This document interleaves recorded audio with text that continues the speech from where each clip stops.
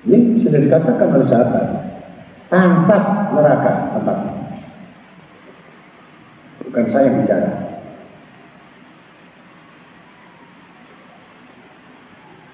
Lalu orang itu meletakkan tangan di atas pinggang sambil berkata, engkau telah membunuhku.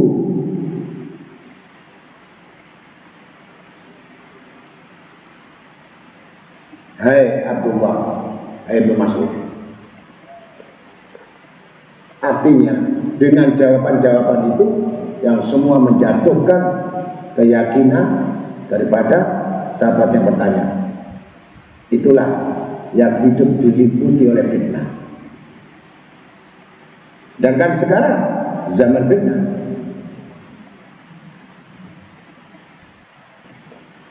Abdullah diriwayatkan dengan sanadnya dari Abdullah bin Amr bin As radhiyallahu anhu berkata, Rasulullah SAW berkhutbah pada kami dan bersabda,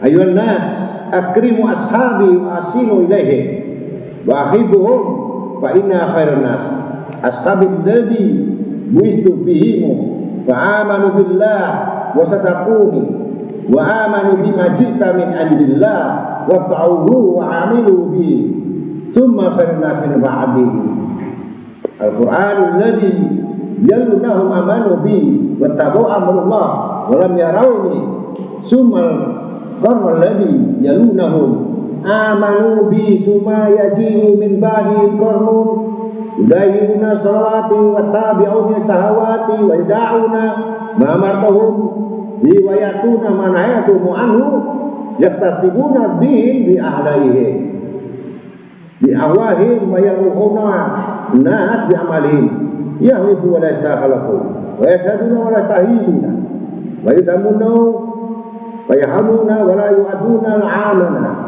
wa yatakhadusuna faqad wa yadibuna wa yaquluna ma la yaf'aluna yarfa'u minhum ilmu wa hilmu wa yadharu fihim jahlu al-fashu wa yarfa' minhum al-haya wal amana wa yafshuna fihim al-kadhib al-khiyana wa huwa wa uquqa walidain wa qati'atul arham wa tul al-amal wal buhl wal khirsu ala dunya was sahw wal hasad wal baghy wa sul khalq wa sul jabari yarkuna min ad-din kama yarku sahm min ar-ramya wa la takuna sa'ila ala shirarin nas ala shirarin nas min fa'il sarabtum taskununa yubuhatul jannah wa naimah wa jamu sunnatu wal jamaah wa yakum wa madasan al-umuri fa inna kula madasatin bid'ah wa kula bid'ah dolalah wa inna Allah ta'ala la jama'u mati Muhammad ala dolalah abadan wa man khala'atu'ah wa farikal jama'ah wa daya'al amrullah ta'ala wa khalafu hukum wa khalafu hukmu Allah bila Allah ta'ala wa huwa alaihi gabban wa adkhaluhun nar. Hai manusia, hormatilah sahabat-sahabatmu.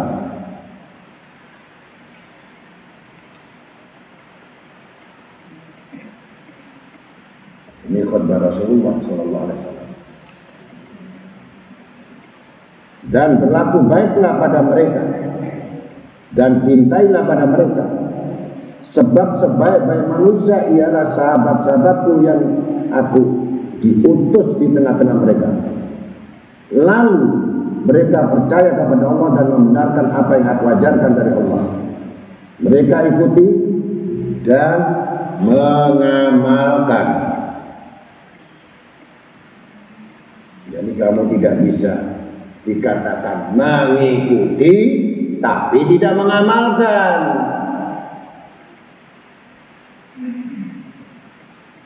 Al ilmu bil amilun.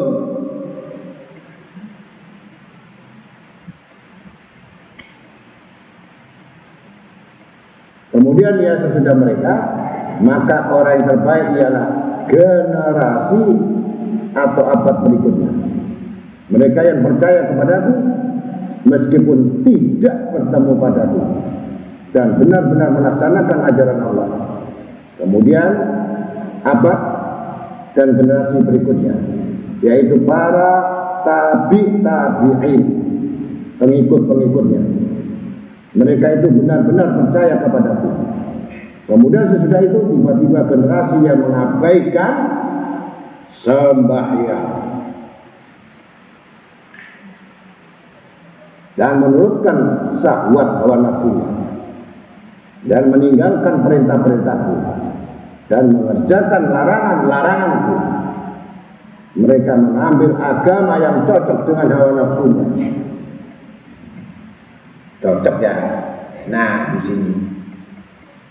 Kalau nggak cocok ya nggak enak, cari yang lain yang enak. Pokoknya cari yang enak-enak aja. Servis kurang ya cari yang lain. Mereka hanya bermuka-muka mengharap pujian orang-orang dalam semua amal mereka. Sekali lagi, dalam semua amal mereka.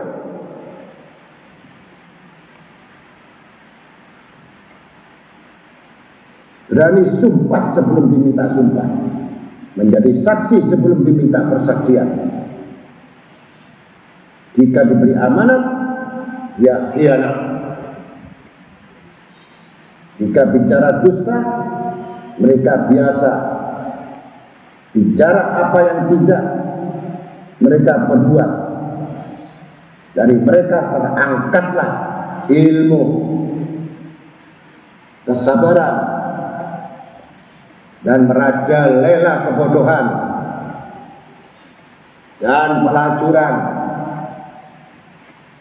Dari mereka terangkat sifat malu dan amanat dan menjalar merebak dusta itu.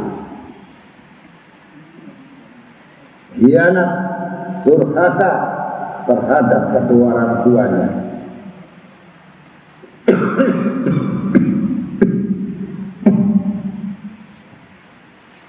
Dan memutuskan hubungan famili dan panjang-panjang angan-angannya. Bakhil dan rakus pada dunia, hasud, dengki, kejam, busuk, buruk akhlak, juga jelek dalam hubungan bertetangga.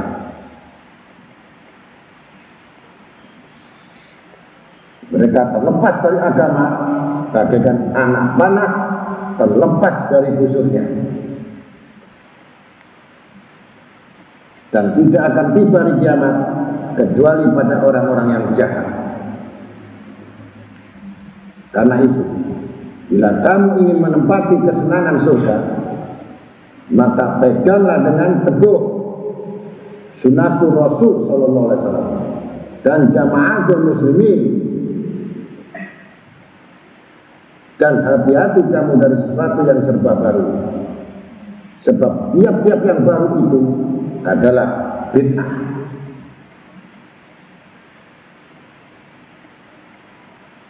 Dan tidak bid'ah itu sesat, dan setiap bid'ah itu sesat. dan Allah tidak akan mempersatukan umat Muhammad SAW dalam kesesatan untuk selamanya.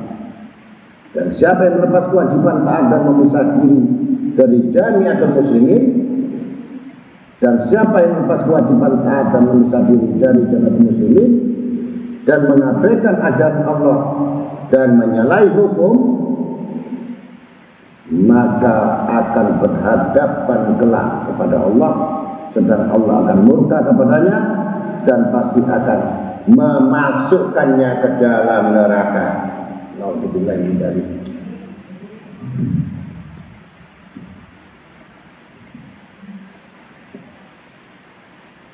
Abu Lais meriwayatkan dengan sanadnya dari Al-Irbad bin Sariyah radhiyallahu anhu berkata, suatu hari Rasulullah SAW memberi nasihat yang sangat meresah sehingga kami bercucuran air mata dan terasa gentar dalam hati, sehingga ada seorang berkata, ini nasihat seolah-olah pesan yang akan meninggal.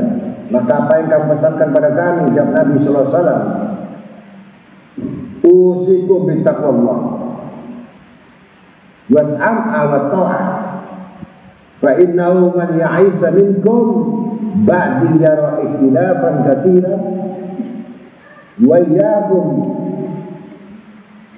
muhdatsanil umur fa inna dhalala wa man atraqathu minkum wa alayhi bisunnati wa sunnati khulafa'ir rasyidin al-muhtadiyyin addu alayya bin nawajib. Aku wasiatkan kepadamu supaya tetap takwa kepada Allah dan selalu mendengar dan patuh taat. Sesungguhnya siapa yang hidup sepeninggalku akan melihat berbagai macam pertentangan-pertentangan yang banyak. Maka hati-hati kamu dari hal-hal yang baru.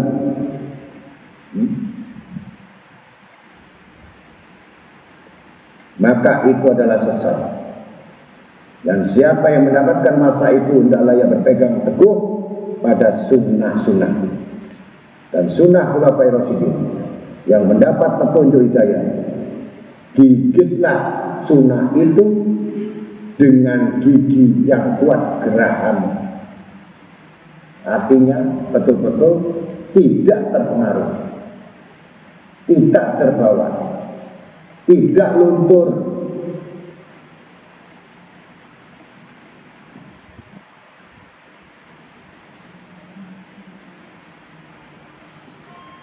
Abu Sa'id Al-Khudri radhiyallahu anhu berkata, wa qala Nabi sallallahu alaihi wasallam, man akala thayyiban wa amila sunnati wa minan nas wa ikatu dakhala al-jannah. Ila ya Rasulullah, hada fin nar kasir. Qal fa sayakuna fi qurunin ba'di suma yakin. Barang siapa yang makan yang halal dan beramal menurut Rasul, sunnatul Rasul, dan semua orang yang aman dari gangguannya, maka ia akan masuk surga. Sahabat berkata, ya Rasulullah, banyak orang yang demikian. Itu sabda Nabi SAW, dan akan terjadi pada orang-orang semeninggalku, tetapi kemudian berkurang dan menjadi sedikit. Dan banyak orang goblok, jahil, otaknya sudah otak budak, yang sudah tidak ingat kematian di hadapannya. Itu orang-orang yang bodoh, goblok betul, yang akan menyesal selama-lamanya dan tidak ada bekal sama sekali. Itulah orang-orang yang sudah rugi, bodoh, jahil, musibah, dan sekarang sudah merata. Musibah yang diturunkan oleh Allah Ta'ala segala macam karena kejahilan, kebodohan dalam agama, kebodohan di dalam ibadah kepada Allah Ta'ala, yang tidak bersyukur kepada Allah Ta'ala. Bukan Allah menurunkan bala, kecuali karena perbuatan tangan-tangan manusia yang merusak. Perlu diingat.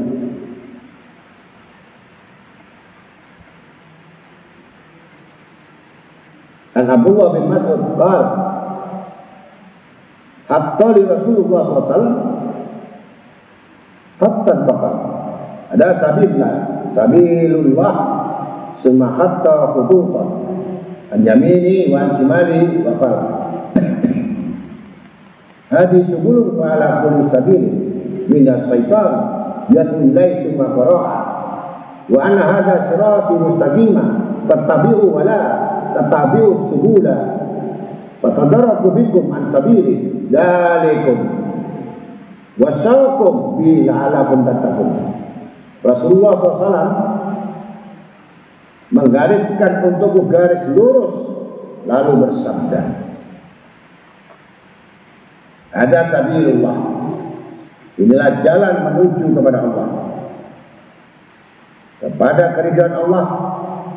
Lalu menggaris lagi beberapa garis di kanan kirinya dan bersabda, ini jalan-jalan dan tiap-tiap jalan ada syaitan yang mempropagandakannya. Dan Nabi SAW membaca ayat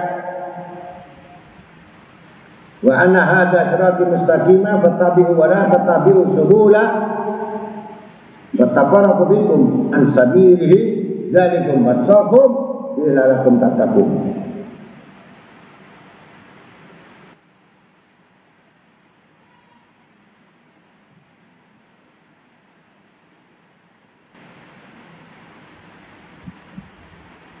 Dan inilah jalan-jalanku, agamaku yang lurus, maka ikutilah dan jangan mengikuti jalan-jalan yang lain, niscaya terpisah jauh kamu dari jalan agama Allah. Inilah wasiat Allah kepada kamu supaya kamu bertakwa, berhati-hati. Dalam Quran surat Al-An'am ayat 153. Wa qala Nabi SAW li kulli syai'in afatun wa inna afatan hadza din lil ahwa. Tiap sesuatu ada penyakit yang merusak.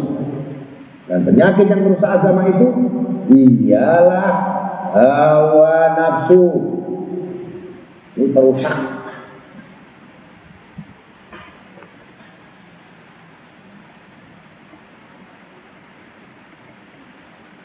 As-Syafi'i berkata, dinamakan hawa sebab dapat menjerumuskan pelakunya.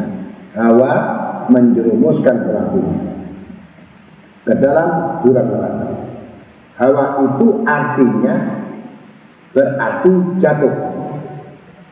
Hawa itu jatuh dari tempat yang tinggi. Jadi orang hina itu karena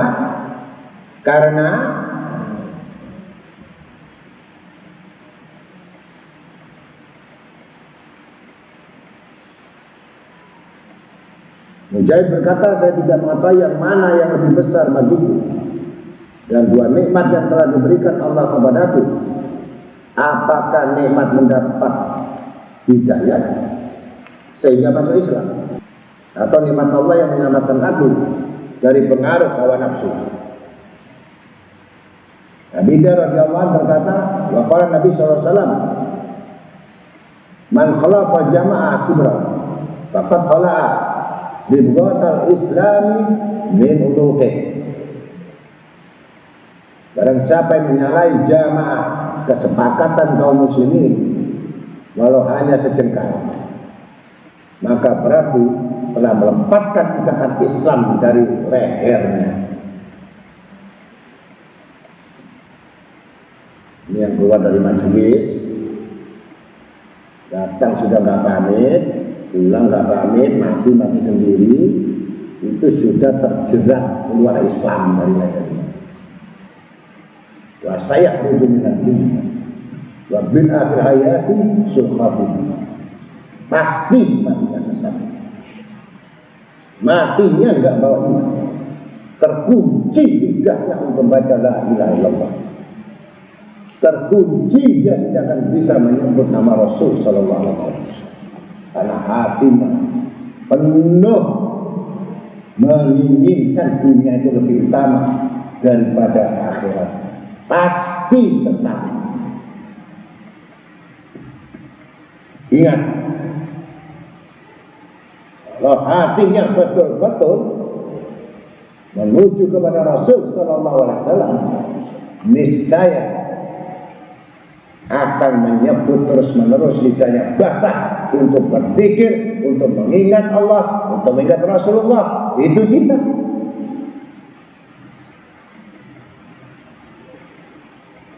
Ngomong cinta tidak ada produk sama sekali, tidak efektif sama sekali, dan tidak ada keinginan untuk menyebutnya, mati sebelum mati.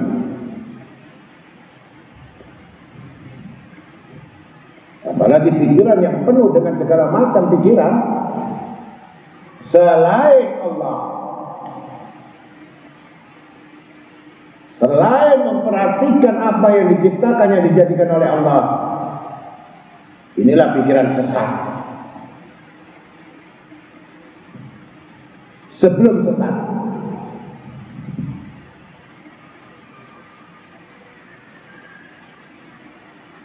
Wes Al-Qaram rahimahullah berkata kepada Haram bin Hayyan di dalam wasiatnya, awaslah, hati-hati, jangan sampai melepaskan hubunganmu dengan Jamaatul Islam yang selalu mengingatkan akhirat, dan jangan bergaul yang selalu mengingatkan duniamu.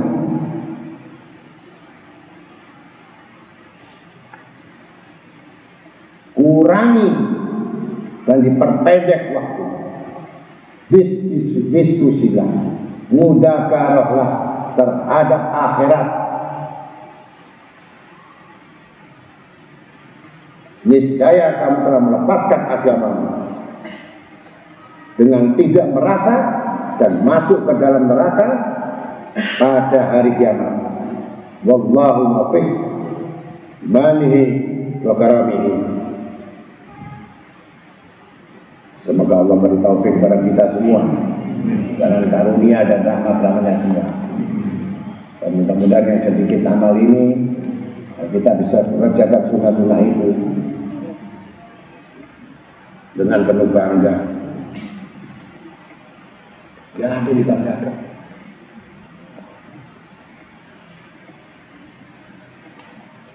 Kalau tahu hakikat itu.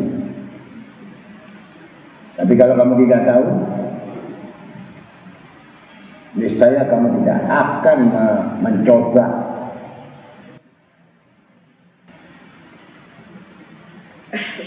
Bagaimana orang yang tahu diri, mengenal diri, sejauh mana diri kita, umur tambah, ilmu enggak tambah, amal enggak tambah, zikir enggak tambah, tobat enggak.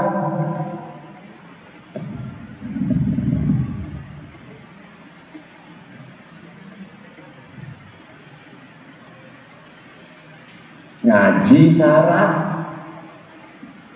bukan kebutuhan. Kalau kamu jadikan ngaji syarat, mau cuma syarat, nggak perlu belajar namanya syarat. Kalau orang ngaji mau belajar, itu namanya belajar. Tapi kalau syarat, ya pokoknya sedang.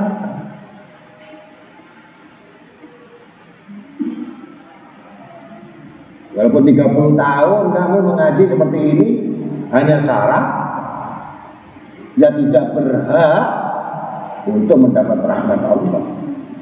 Tidak berhak. Karena rahmat Allah diturunkan ini bagi orang-orang yang berbuat baik. Inna Allah rahmatullah warahmatuh muhsin. Jadi rahmat itu diturunkan dekat sama orang berbuat baik. Nah kalau syarat itu bukan orang baik.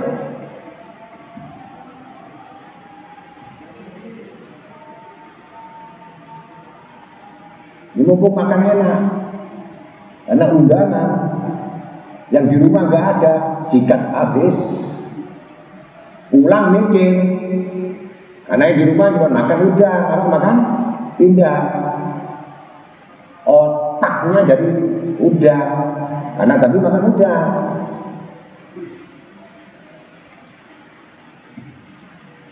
Artinya mencari lagi siapa yang dapat beri jangan seperti itu.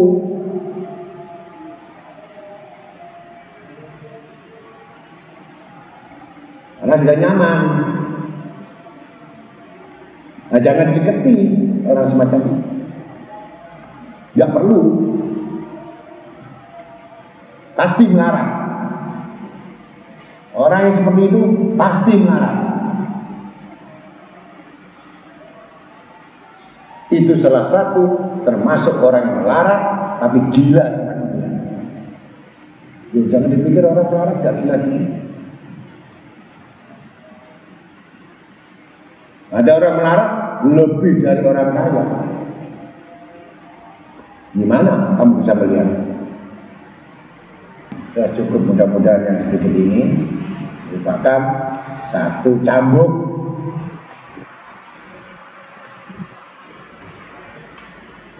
tapi ada kitabnya lagi, ada Qurannya. Percuma deh kamu kasih nasihat, kupingnya itu buntu, matanya buta, hatinya buta, seperti anjing yang menjulurkan lidah. Quran ada yang dinasihat begitu nggak mempan sama sekali, nggak ada interest atau ingin berubah, nggak ada sampai kiamat. Bahkan sampai mati tabiat itu dibawa. Kalau Allah sudah wa khatama qulubihim, Allah sudah kunci hati.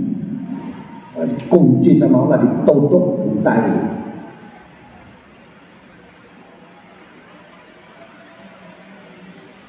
Gelap sudah. Dikasih kebenaran tidak akan pernah, hanya ikut-ikutan terus dalam hidup.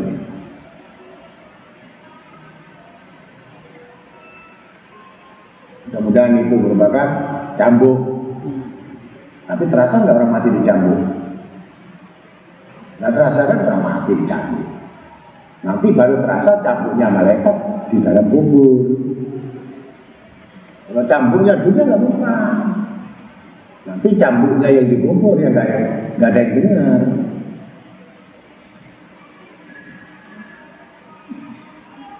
Ini yang kita khawatirkan.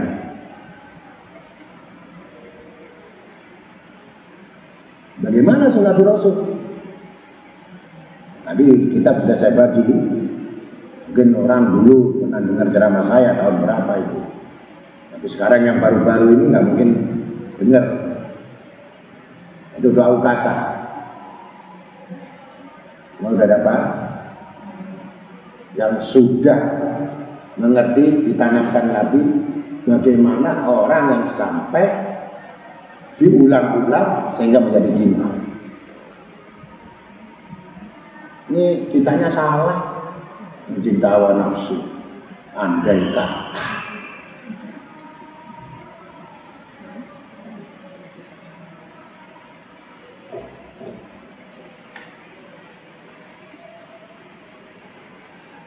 Jadi Ukasa ini adalah sahabat Nabi Sallallahu Alaihi Wasallam. Secara ringkas saja saya menerangkan supaya tahu bagaimana Ukasa ini, sehingga mendapatkan doa yang dahsyat ini dari Allah Ta'ala.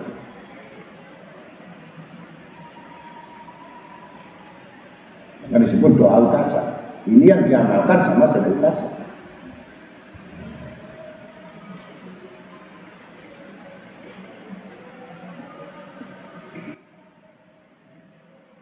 Dia punya istri, anak, rumah, onta, kemudian semua apa yang dimiliki ada. Sangat kecil sekali kecintaannya kepada harta benda. 99% hanya Rasul Sallallahu Alaihi Wasallam harapannya.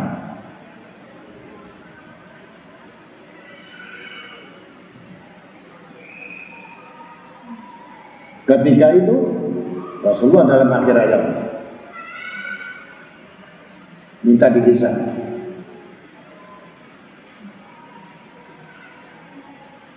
Kumpulkan semua sahabat dalam sebelum meninggal. Maka bertanya kepada semua sahabat, siapakah dulu yang pernah aku lukai dan siapakah mereka yang pernah aku pukul? Maka hari ini balaslah sebelum aku dibalas di hari kiamat.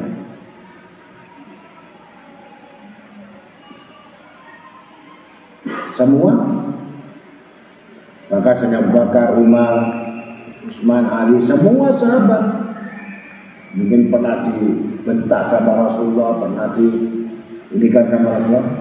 Mereka sudah tidak peduli, yang ada ketutup dengan cinta. Dengan cintanya ini melupakan sakitnya apa yang pernah tersinggung sama Rasulullah SAW atau lainnya, atau bentuk yang lainnya. Tapi saya sekira sahabat itu pasti sempurna, tidak mungkin melakukan itu.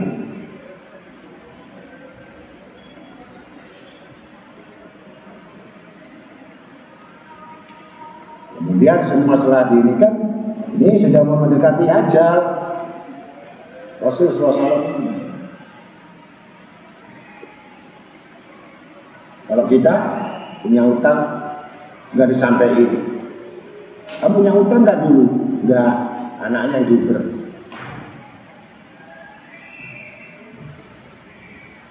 Meninggalkan banyak masalah setelah orang tuanya meninggal. Rasul tidak, bersih, tohir, bersih.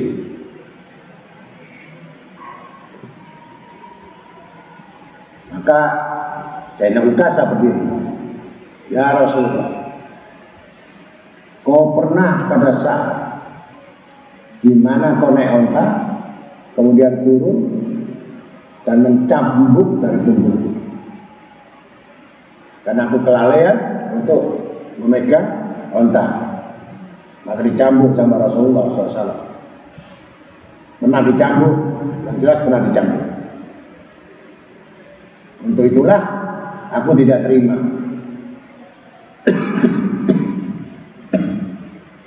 Ingat-ingat sama Rasulullah, benar.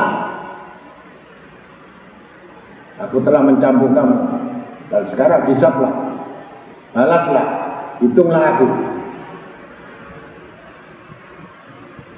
Di mana dulu kamu pernah aku cambuk? Di punggung, di dada, atau di leher? Maka kata Sayyidina Ukasha, pernah di punggung atau di dada. Kalau begitu, baiklah. Langsung namanya sahabat Abu Bakar, Umar, Utsman, Ali, semuanya marah.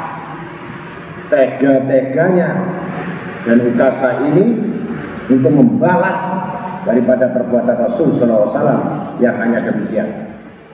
Pokoknya geram, marah sekali para sahabat. Maka Rasulullah tersenyum. Tidak bisa ya Umar, terutama saya bahkan marah, ambilkan cemeti atau cambuk yang berapa kali aku mukul padanya. Maka dibukalah sebelah mana? Punggung atau depan? Baju langsung dibuka. Dibuka sama Rasul Shallallahu Alaihi Wasallam, semua dibuka. Setelah dibuka dadanya itu, langsung Sayyidina Ukasha tidak ada mikir kedua kali, maka cambuknya bukan untuk nyambuk, tapi langsung dipeluk.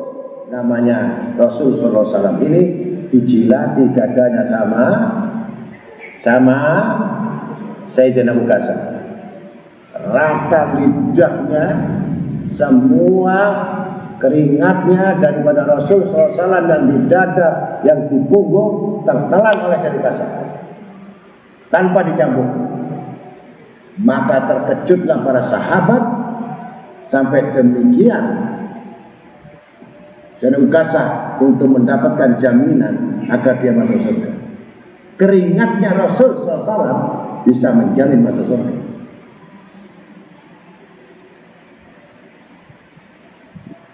Ini yang dinamakan syafaat.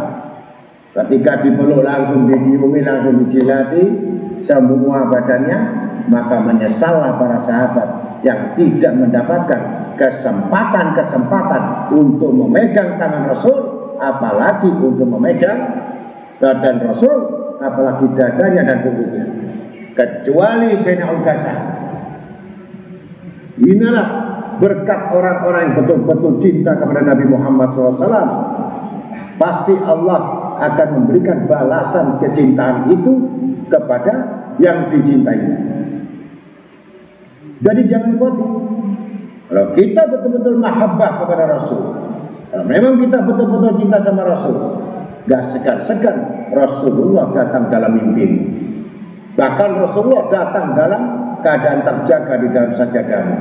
Itulah kemurahan Allah untuk membukakan hijab karena kecintaan pada Rasulullah SAW. Ini keliru. Guru yang dicintai, yang kelihatan gurunya, bukan Rasul.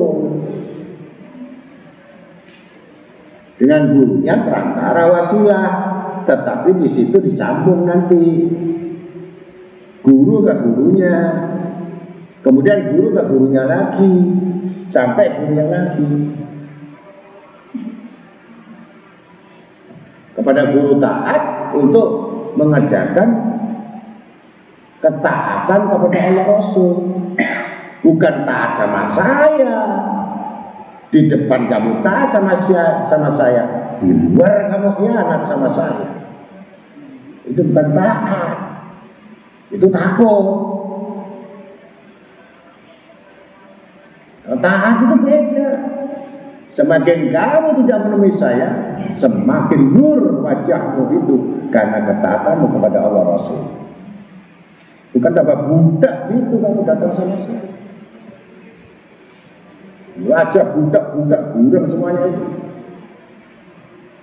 Itu tanda-tanda wajah yang meremehkan amal, meremehkan ilmu, meremehkan wirid.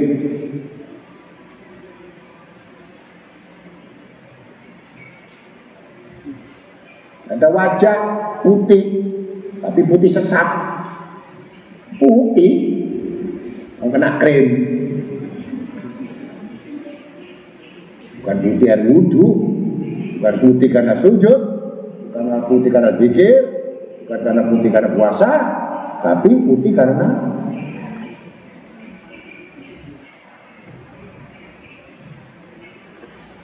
ada hitam, hitam plus.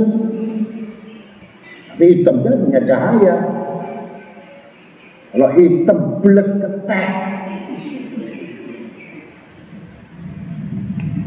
mudah-mudahan itu saja nasihat saya sedikit, tapi bisa mengetahui Sayyid Uqasah. Dan apabila fadilahnya dibaca Sayyid Uqasah itu sudah tertulis di dalam kitab yang kita bagikan. Nggak usah saya terangkan lagi, itu bukan untuk diceramahkan. Tapi yang jelas sejarahnya, Sayyid Uqasah ini bisa memeluk badan Nabi Muhammad SAW. Dan dia yang bisa menjilat dada dan punggung Rasul Sallallahu Alaihi Wasallam, yang tidak bisa dilakukan oleh sahabat yang lain. Maka untuk itulah keutamaan doa Uqasah. Itulah mudah-mudahan sedikit ini bisa paham dan menjadi teguran bagi kita. Kalau kita tidak bisa mengamalkan segala sesuatu yang baik, berarti kita telah durhaka kepada Allah dan Rasul. Segala satu yang hati kita sangat sulit untuk bertobat disebabkan sangat cintanya hati kita kepada dunia. Wallahu a'lam bishawab. Wassalamualaikum warahmatullahi wabarakatuh. Ya Rabbana darabna bi annana darabna وعننا أسرنا ورحمة فتم علينا توبة فزل كل توبة وانصرنا الحرات وآمن الرعاة واغفر لوالدينا رب ومولودينا والأهل والإخوان وسائر الخلان وكل ذي محبة وبهدك الصحبة والمسلمين أجمعين رب اسمع bil Mustafa Rasulih